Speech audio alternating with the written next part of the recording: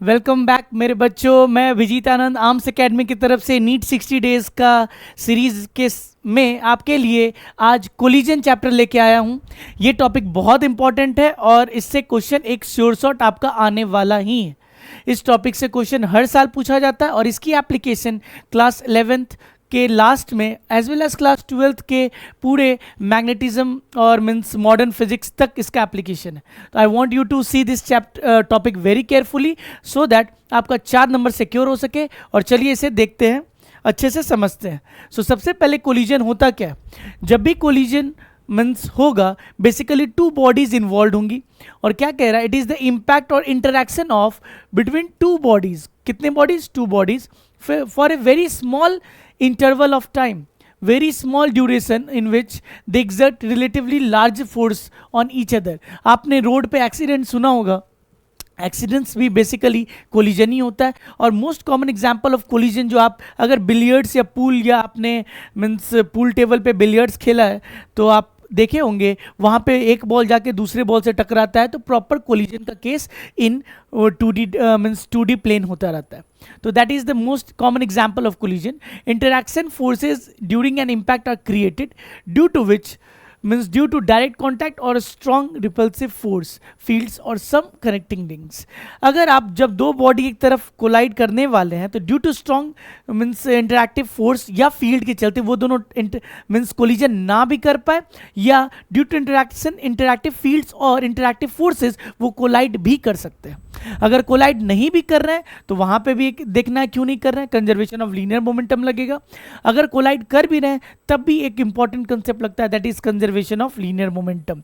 तो सबसे इंपॉर्टेंट चीज जो कॉन्सेप्ट यूज होता है इसमें, that is nothing but conservation of linear momentum. अगर हम एज ए होल सोचे तो यहाँ पे एक चीज लगती है, कंजर्वेशन ऑफ लीनियर मोमेंटम लगती है। क्या लगती है बच्चा? Conservation of linear momentum. अगर हम पूरे सिस्टम की बात करें तो linear momentum if we consider for the whole system, अगर पूरे सिस्टम को देखा जाए तो कंजर्वेशन ऑफ लीनियर मोमेंटम होता है, क्योंकि जब दो बॉडीज इंटरैक्ट करते हैं तो आपस में फोर्सेस लगता है और वहां पे हम कंजर्वेशन ऑफ लीनियर मोमेंटम लगा सकते हैं। चलिए, टाइप्स ऑफ कोलिजन कितने प्रकार के होते हैं जो हमें पढ़नी है। तो on the basis of direction दो तरीके का कोलिजन होता है, एक हेड ऑन कोलिजन और दूसरा आपको नेक्स्ट पेज में बताऊंगा, दैट इज अनदर कोलिजन। इसको देखते हैं, ऑब्लिक कोलिजन होता है वो नेक्स्ट पेज में देखेंगे। What is head on collision? जब हेड टू हेड या डायरेक्ट इंपैक्ट होता है। अगर मैं लाइन ऑफ मोशन देखूं तो ऐसा है और इसका लाइन ऑफ मोशन देखूं तो ऐसा है। क्या कह रहा है? Collision in which particles move along the same straight line before and after collision. टकराने से पहले भी इसी लाइन में थे, टकरा के भी इसी लाइन में अगर जाएंगे तो that will be head on collision. क्या होगा? Head on collision. टकराने के बिफोर एंड आफ्टर अगर बॉडी जिस लाइन में मूव कर रहा था उसी लाइन में मूव करता रह जाएगा, then it is head on collision. और नेक्स्ट क्या आपका? Next is oblique collision. Oblique collision if you see, it is coming in this direction, it is coming in that direction, और टकराने के बाद किसी और लाइन में चले जाएंगे, that is oblique collision which is at certain angle with each other. A collision in which particle sorry move along the same plane but at different angles with each other before and after collision is defined as oblique collision। Basically अगर pool या billiards आपने खेला है तो उसमें oblique collision ball के बीच में होता रहता है टेबल पे। डायरेक्टली जाके ऐसा इम्पैक्ट होना बस बहुत रेयर केस होगा, but majority of the times जो पूल में बिटवीन द बॉल्स, पूल में बात कर रहा हूँ बिलियर्ड टेबल का, वहां पे बॉल अगर आपस में टकराते हैं तो they are hitting each other at different angle, जो कि ऑब्लिक कोलिजन का ही मोस्ट एग्जाम्पल है, means one of the best example. Now पहला था on the basis of direction, दो तरीके से कोलिजन को डिवाइड किया गया। Now on the basis of energy, kinetic energy, collision को 3 तरीके से डिवाइड किया गया, बहुत इंपॉर्टेंट है जो आपको याद रखना है। एक है आपका elastic collision, inelastic collision, perfectly inelastic collision. 3 तरीके का कोलिजन होता है, इलास्टिक, इनइलास्टिक, परफेक्टली इलास्टिक। ये दोनों बहुत ज्यादा पूछा जाता है, ये दोनों बहुत ज्यादा पूछा जाता है। अब इलास्टिक कोलिजन क्या है?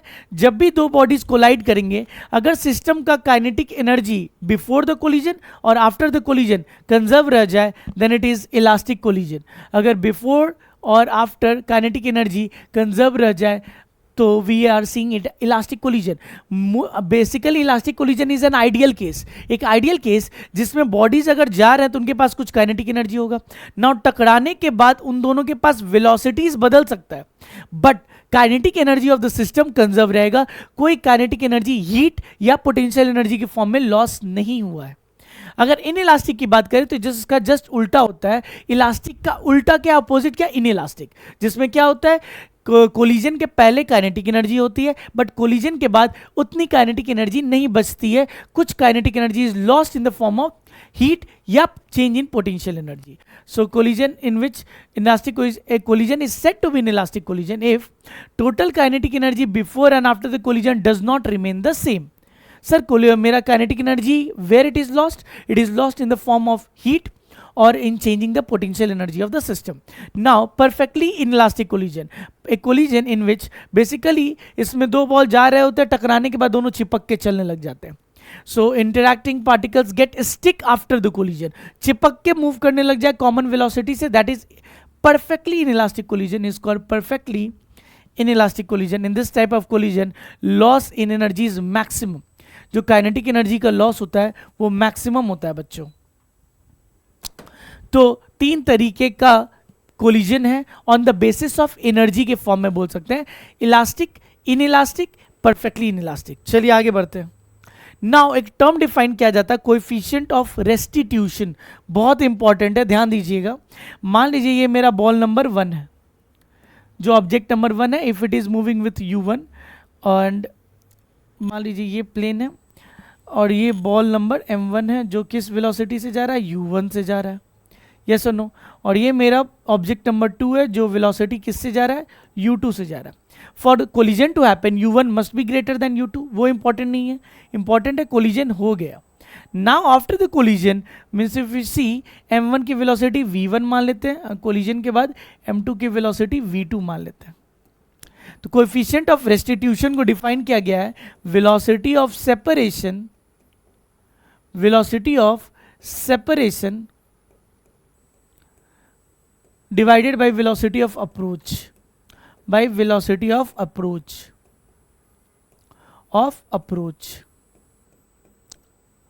तो इसकी वैल्यू क्या हो जाएगी बच्चा, वेलोसिटी ऑफ सेपरेट होने की velocity is v2 vector minus v1 vector divided by u1 vector minus u2 vector. ये बहुत इंपॉर्टेंट है, ये आपको याद रखना पड़ेगा क्योंकि इसके बिना आपका न्यूमेरिकल्स नहीं बनेगा. And we have seen 3 different type of collisions based on the kinetic energy. तो उन तीनों का काइनेटिक एनर्जी मीन्स कोलिजन का कोएफिशिएंट ऑफ रेस्टिट्यूशन हम डिफाइन करते हैं. Basically head on elastic collision का ध्यान दोगे आप, क्या होता है, बॉडी m1 जा रही है u1 वेलोसिटी से, बॉडी b2 जा रही है, m2 जा रही है u2 वेलोसिटी से. ड्यूरिंग कोलिजन इंपैक्ट होता है, डिफॉर्मेशन भी होती है, ये डिफॉर्म भी होगी. बट इलास्टिक में क्या होता है, if you know the term properties of solid में इलास्टिसिटी आती है. इलास्टिसिटी क्या बोलता है, bodies regain their shape after external force is removed. So इनके बीच में एक इनके बीच में एक आपका क्या होगा, एक इम्पल्स क्रिएट होगा. इम्पल्स कैसे क्रिएट होगा, मीन्स इस बॉडी पे एक इम्पल्स इधर लग रही होगी, इस बॉडी पे इम्पल्स इधर लग रही होगी, that is j dot D T. Force अगर मैं बोलूँ f डॉट डी टी लग रहा होगा और इस पे भी f डॉट डी टी लग रहा होगा. Now that force will cause this body to deform, but जैसे ही वो डिफॉर्म होगा फोर्स हट जाएगा. मीन्स इम्पैक्ट फोर्स या जो आपका इम्पल्स होगा वो बहुत शॉर्ट पीरियड ऑफ टाइम लगता है.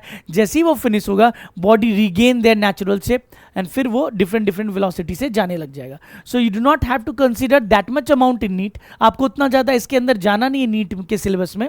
यू हैव टू नो कि सर कोलिजन के पहले क्या हुआ था, कोलिजन के बाद क्या हो रहा है, कैसे हम प्रॉब्लम्स को सॉल्व कर सकते हैं. So let the velocities v1 and v2 be the velocities after collision.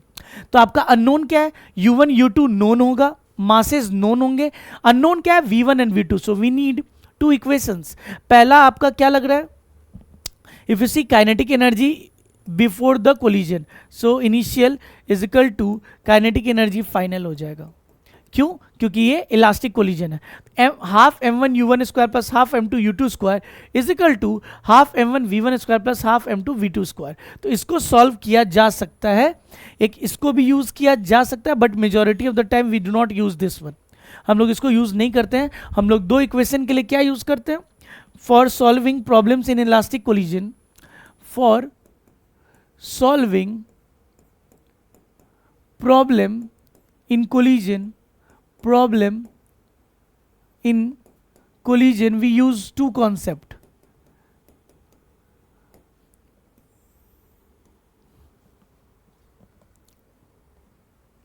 We use two concept.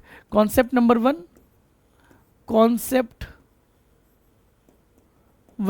आंख बंद करके आपको क्या लगानी है? Conservation of linear momentum of system. पूरा सिस्टम का conservation of linear momentum conserve रहेगा, क्योंकि कोलिजन के दौरान कोई और फोर्स काम नहीं करता। Internal means impact is kind of internal force, तो कंजर्वेशन ऑफ लीनियर मोमेंटम लग जाएगा। एंड कॉन्सेप्ट नंबर 2 क्या लग जाएगा बच्चा? Concept number 2 we will use E equation. We will use E equation, E's equation. What is E sir? Coefficient of restitution का equation use करेंगे, E's equation. So we should know the value of E क्या होने वाला है elastic collision के लिए। तो इस इलास्टिक कोलिजन का E का वैल्यू कितना होता है बच्चा? आपको याद रखना पड़ेगा, वेरी इजी। E की वैल्यू होती है 1। E की वैल्यू कितनी होती है? 1 होती है। So we will use conservation of linear momentum of the system and E's equation. अगर E का दोनों लिखते हैं तो मेरा दो वेरिएबल सॉल्व हो जाएगा। And what were the two variable? V1 and V2। चलिए फिर देखते हैं special cases in elastic collision. अगर ये स्पेशल केसेस आपको याद रहते हैं तो आपको बहुत इजी हो जाएगा कैलकुलेट करना, और बहुत सारे न्यूमेरिकल्स में इसकी यूज भी होती है। ये कह रहा है कि case 1, if two bodies of equal masses does collision in elastic way, then velocities interchange. Case 2, if the two bodies are of equal mass and second body is at rest. तो basically दोनों case में velocity interchange हो जाएगा। ये कह रहा है कि अगर मेरा मास m है और ये मास m, दोनों का मास सेम है, if first one is coming with u1, second body is coming with u2, after collision what will happen? पहला बॉडी के पास वेलोसिटी कौन सी आ जाएगी? u2 आ जाएगी, और दूसरे बॉडी के पास वेलोसिटी कौन सा चला जाएगा? u1 चला जाएगा। सो वेलोसिटी इंटरचेंज होता है। अगर मैं इस सेकेंड वाले केस की बात करूं, if the two bodies are of equal mass and second body is rest, so if you see, पहला बॉडी का मास m मान लो और ये किससे आ रहा है? u से आ रहा है। नाउ सेकेंड बॉडी का मास m मान लो और ये u2 इसका 0 है, ये u1 से आ रहा है। इंप्लाइज आफ्टर कोलिजन क्या होगा सर? पहला बॉडी का रेस्ट में आ जाएगा, v1 क्या हो जाएगा? Rest.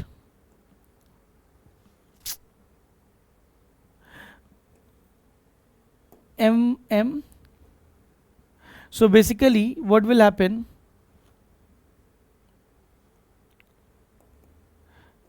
is 0, u2 is 0, now v1 क्या हो जाएगा? 0 हो जाएगा, एंड ये m2 क्या हो जाएगा? m का वेलोसिटी कितनी हो जाएगी? u1 हो जाएगी।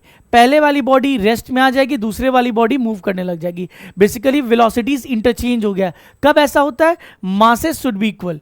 बहुत इंपॉर्टेंट है, मास इक्वल होना चाहिए, बहुत इंपॉर्टेंट, इक्वल मासेस। और elastic collision plus equal masses leads to velocity interchange. Yes और no?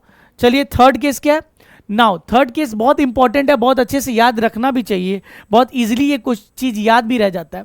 If the mass of one body is very very very large and negligible as compare to the mass of the other, यानी case 1 बनेगा, दो case बनेंगे, case 1 case 2। एक बार mass of 1 छोटा है, बहुत छोटा है, और मास 2 बहुत बड़ा है, और मास 2 का वेलोसिटी कितना था? 0, यानी ये रुका हुआ है। A kind of a tennis ball going and hitting a wall, wall का मास बहुत बड़ा होता है। तो अगर ये जाके टकराएगा क्या होगा? टकरा के वापस उसी वेलोसिटी से लौट जाएगा। तो ये उससे टकराने के बाद u1 वेलोसिटी से जा रहा था, u1 से टकराने के बाद लौटने लग गया u1 वेलोसिटी से।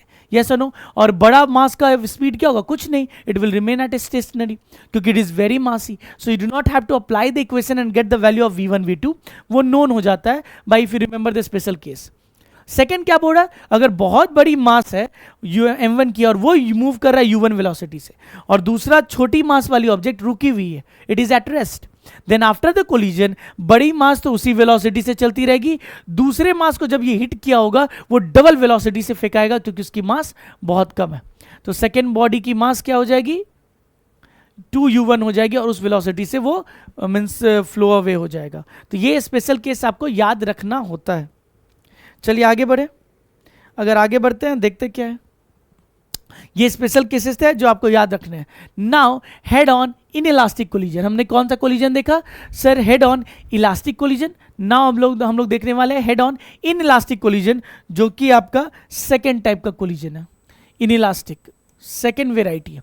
फिर से वही चीज हो रहा है। First equation is what I have already told you, sorry, conservation of linear momentum concept लगता है। दूसरा है equation of E, equation of E, equation of E. और इसमें ई की वैल्यू कहां से कहां तक होती है, लेस देन 1 से लेके ग्रेटर देन 0 तक। 0 से बड़ा होना होगा और 1 से छोटा होगा। 1 की ई की वैल्यू 1 होती है, वो इन इलास्टिक कोलिजन होता है। इन इलास्टिक कोलिजन में 0 से बड़ा होगा, 1 से छोटा होगा। So that value must be given to you, E की वैल्यू दी होनी चाहिए। Now solving this equation we can get the velocity of v1 and v2, जो आफ्टर कोलिजन हमें निकालना होता है।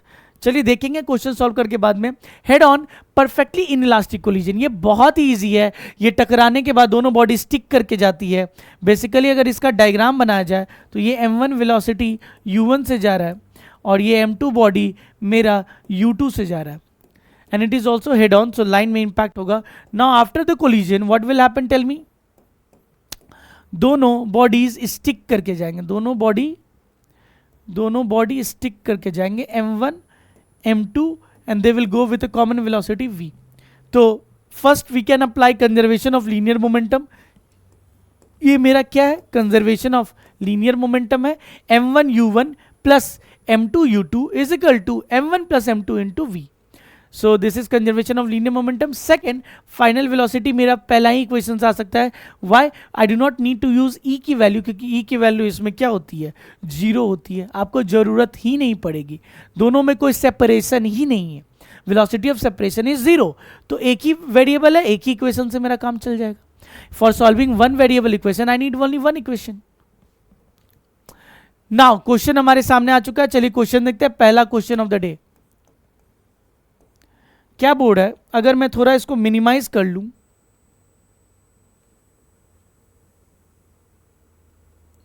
क्या बोर्ड है देखते हैं।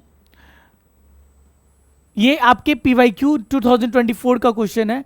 Two bodies A and B of the same mass undergo completely inelastic collision, okay, one dimensional collision. Then body A moves with a velocity v1 and body B is at rest before collision. The system of the velocity of the system after collision is v2. The ratio of v1 is to v2 क्या हो जाएगा, completely inelastic मतलब perfectly inelastic है। तो body number m1 है and there is m2. Two bodies A and B, basically this is A, this is B, of same mass. So you have to use the same mass. Body का mass same है m and m, undergo completely inelastic collision, टकराने के बाद complete inelastic हुआ है और दोनों चिपक कर जाएंगे। परफेक्टली इनइलास्टिक, कंप्लीटली मतलब ये वर्ड आपका मतलब परफेक्टली है, परफेक्टली। ना दोनों कंप्लीटली इलास्टिक होने के बाद दोनों साथ में जाएंगे। कॉमन वेलोसिटी क्या ले लिया जाए, v ले लिया जाए। The body A moves with a velocity v1, body A किस वेलोसिटी से जा रहा था, v1 से जा रहा था और ये रेस्ट पे था। And B is at rest before the collision, collision के बाद system is going with a velocity v2, किस वेलोसिटी से जा रहा है, v2 से जा रहा है। द रेशियो v1 और v2 क्या हो जाएगा। तो सबसे पहले अगर हम कंजर्वेशन ऑफ लीनियर मोमेंटम लगाए, क्या लगाते हैं, कंजर्वेशन ऑफ लीनियर मोमेंटम, तो क्या हो जाएगा बच्चों बोलो। Sir m into v1 plus m into 0 must be equal to what? Sir, m plus m, 2m into v2. So if I see, sir, v1 by v2 will come what? Sir, 2m divided by m. Basically, it will come as 2:1. 2:1 is the answer. So basically, B option is the answer. ये 2024 में आपसे पूछा गया था। Directly question, very easy question, simple application of perfectly inelastic collision पे question पूछा गया था। नेक्स्ट चलिए इस क्वेश्चन को देखते हैं। This is second question of the day. Body A of mass 4m is moving with a speed u, collides with another body B of mass 2m at rest. The collision is head-on and elastic in nature. Head-on है और elastic है. तो basically पहला body मेरा कैसा है, body A है और इसकी मास 4m है and is moving with a speed of u, collides with another body of mass 2m. इसकी मास 2m है और it is at rest. u2 is at rest. u1 is u से जा रहा है. The collision is head on and elastic in nature. Collision head on है, elastic in nature है. After the collision the fraction of the energy lost. तो मुझे नहीं पता दोनों की वेलोसिटी क्या हो जाएगी. 4m का मैं v1 मान लेता हूँ एंड 2m का मैं v2 मान लेता हूँ. नाउ सबसे पहले it is asking what fraction of energy is lost by the colliding body A. तो आपका ए का बस जानना है, बी से आपका इंपॉर्टेंट नहीं. In what fraction is lost by A. तो ए का इनिशियल कितना था, फाइनल कितना, वी कैन फाइंड. तो सबसे पहले I need to find v1 क्या होगा. If I apply conservation of linear momentum, conservation of linear momentum अगर मैं लगाऊं तो 4m into u plus 0 is equal to 4m into va1 plus 2m into v2. So m get cancelled and what is coming? Sir, 4u is equal to 4v1 plus 2v2 implies 4v, not 4, divide every term by 2, 2v1 plus v2 is equal to 2u, equation number 1. Now how can we get the equation number 2? ये तो conservation of linear momentum हुआ. दूसरा equation of e is equal to 1 होता है, implies is what, velocity of separation v2 minus v1, v2 minus v1 by u1 minus u2. u1 is u minus 0 is equal to 1. So we are getting v2 minus v1 is equal to u. So second equation I am getting. This is second equation. If I solve this equation, then one first equation is 2v1 plus v2 is equal to 2u, and second is minus v1 plus v2 is equal to u. If I subtract them, means this will become plus and minus and minus. So v2 and v2 will get cancelled. So it is coming 3v1 is equal to u. So v1 is equal to u by 3. So I have got the velocity of first object because I want to find out the change in fraction or lost fraction of energy of v1 only, object number 1. So kinetic energy initial is half, mass is how much, 4m into u square. So it becomes how much, 2mu square. Kinetic energy final is how much, sir, half into 4m into u square by 9. So it is 2mu square by 9. Now therefore lost kinetic energy delta ke कितना हो जाएगा, tell me delta ke. Now you are asking कि sir kinetic energy तो conserve रहता था, तो ये kinetic energy lost कैसे हो गया, पूरे सिस्टम का कंजर्व रहता है. अभी हम लोग बस एक ऑब्जेक्ट का देख रहे हैं, एक ऑब्जेक्ट का वेलोसिटी चेंज होता है, काइनेटिक एनर्जी चेंज रह सकता है. बट अगर इनिशियल काइनेटिक एनर्जी और final kinetic energy of system देखोगे तो वो कंजर्व रहता है. So delta kinetic energy is how much, sir 2mu square minus 2mu square upon 9. 9 2 जा 18 minus 2 16 mu square by 9. So if I fraction of kinetic energy lost is fraction delta kinetic energy by kinetic energy initial. So it becomes 16 mu square by 9 divided by initial कितना था 2 mu square. 2 mu square, mu square gone, 8 is to 9. Fraction is 8 by 9. या second option is coming 8 by 9. थोड़ा solve करना पड़ा but means it will take around 1.5 minute. But ये question easy था, ऐसा कुछ था नहीं, आराम से सॉल्व किया जा सकता था. नाउ थर्ड क्वेश्चन, ये देखो स्पेशल केस पे कितना इजीली सॉल्व हो जाएगा. सॉरी. सो थर्ड क्वेश्चन बहुत आसान है, इसको देखते हैं. Two identical balls A and B are moving with velocities 0.5 meter per second and -3 respectively. दो बॉल है, two identical balls ball number A mass m होगा, आइडेंटिकल है. B, one is moving with velocity 0.5, एक को positive 0.5 मान लेते हैं और एक माइनस 0.3 है, इधर की तरफ 0.3 है. दोनों मास आइडेंटिकल है. टकराने के बाद कैसा कोलिजन हो रहा है? दे कोलाइड इलास्टिकली. सबसे इंपॉर्टेंट है इलास्टिकली है और मास सेम है. Remember the special cases, velocity interchange. तो यानी ऑब्जेक्ट नंबर ए के पास कौन सा वेलोसिटी आ जाएगा? सर 0.3 वाली आ जाएगी. और बी के पास कैसा आएगा? आ जाएगा सर बी के पास 0.5 मीटर पर सेकेंड आ जाएगी. Velocity has interchanged. So they are asking the velocities of A का वेलोसिटी -0.3 और बी का +5. So second option is the answer. अगर यही पूछ देता बी एंड ए तब दिक्कत हो जाती, तब देखना पड़ता बी का पहले. बी का क्या है सर? 0.5 एंड देन -0.3, 0.5 एंड -3, वो है ही नहीं इसमें option. So A and B is correct. Now fourth number question, let us see that question. They all are PYQs. आपको बना के एक्सपीरियंस होगा कि बहुत इजी क्वेश्चन आते हैं. A block, moving block having mass m collides with another stationary block having mass 4m. The lighter block comes to rest after collision. When the initial velocity of the lighter block is v, the value of coefficient of restitution they are asking. So let us draw the diagram to have a concept. A moving block having mass m, एक moving block है जिसकी mass कितनी है m, and it is moving. A moving block having mass m collides with another stationary block having mass 4m, और इसकी mass कितनी है? 4m है. और ये रुका हुआ u2 कितना है? 0 है. और the lighter block comes to rest after collision when the initial velocity of the lighter block is v, और टकराने के बाद ये m क्या हो गया है? रेस्ट में आ गया. v1 is 0 और 4m का बारे में नहीं पता है. 4m I don't know how much the velocity has. v2 का कितना है? तो सबसे पहले v2 की वेलोसिटी निकालनी पड़ेगी. So we can apply conservation of linear momentum.